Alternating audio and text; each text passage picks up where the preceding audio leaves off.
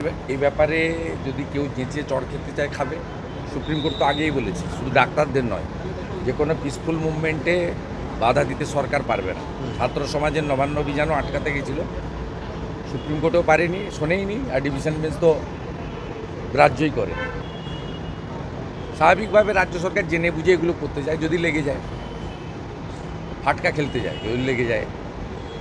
শওকত মোল্লাও কি মানে তৃণমূলের বিধায়ক, তিনি কি পুলিশের ওপর আস্থা রাখছেন? বলছেন ভরসা করে লাভ নেই, হাতে ঝাঁটা লাঠি তুলে নিতে হবে।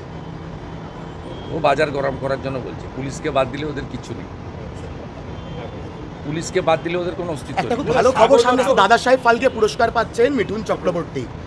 নিঃসন্দেহে যোগ্য লোককে যোগ্য পুরস্কার দেওয়া হয়েছে, অনেক সময় গেল। মোদিজির সরকার সঠিকভাবেই সঠিক ব্যক্তিকে পুরস্কৃত করেন। মোদিজির সরকার সর্দার বল্লভভাই প্যাটেল থেকে চৌধুরী চরণ সিং, প্রণব মুখার্জি, ভারতরত্নের ক্ষেত্রেও তাদের দৃষ্টান্ত বারে বারে রেখে গেছেন। এক্ষেত্রেও যোগ্য অভিনেতাকে, প্রকৃত অভিনেতাকে দিয়েছেন। বাংলা বাঙালি হিসেবে যেহেতু তার নামের সঙ্গে মিঠুন চক্রবর্তী এবং তার সঙ্গে কলকাতা বাংলার আত্মিক যোগ রয়েছে, আর তাছাড়াও আমি যে দল করি সেই দলের তিনি একজন অন্যতম বিশিষ্ট শুভচিন্তক বটে, তাই আমরা গর্বিত, আনন্দ। যাদবপুরে আপনার ওপর প্রাণঘাতী হামলা হয়েছিল, সেই যাদবপুরে স্লোগান উঠছে কাশ্মীর মাঙ্গে আজাদি। এবার প্রশ্ন একটাই, পুলিশ কি করছিল? পুলিশ তো করবে না, কারণ এরা ভোটের সময় নো ভোট টু মোদি করে। এটা মমতা ব্যানার্জির চাষ করানো। মমতা ব্যানার্জি পশ্চিমবঙ্গে দেশবিরোধী রাষ্ট্রদ্রোহী যারা, তাদেরকে তিনি এখানে লালিত পালিত করে রেখেছেন, এবং এই কাজে তার দলেরও একটা অংশ যুক্ত রয়েছে।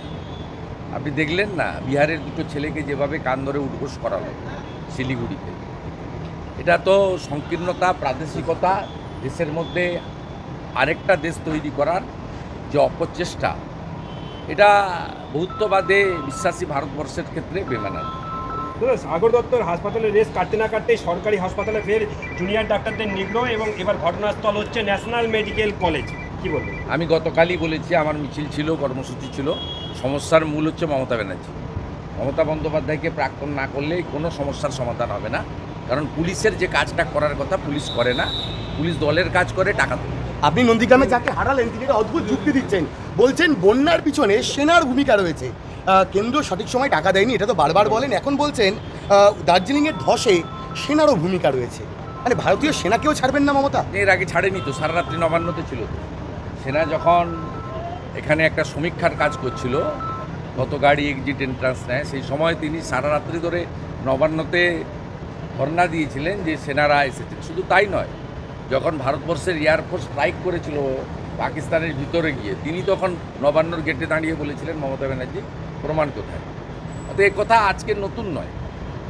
যারা রাষ্ট্রপ্রেমী, যারা 26শে জানুয়ারি এবং 15ই আগস্ট দেশমাতৃকার পতাকা তোলেন, বন্দে মাতরম বলেন, জাতীয় সঙ্গীত গান, তাদের মধ্যে কিছু লোক মমতা ব্যানার্জিকে ভোট দেয়, তাদেরকে থিঙ্ক করতে বলবো। 15 মাস পরে পশ্চিমবঙ্গ বিধানসভার নির্বাচন হবে, একে সরান আসল স্বরূপ প্রকাশিত হচ্ছে। দাদা আর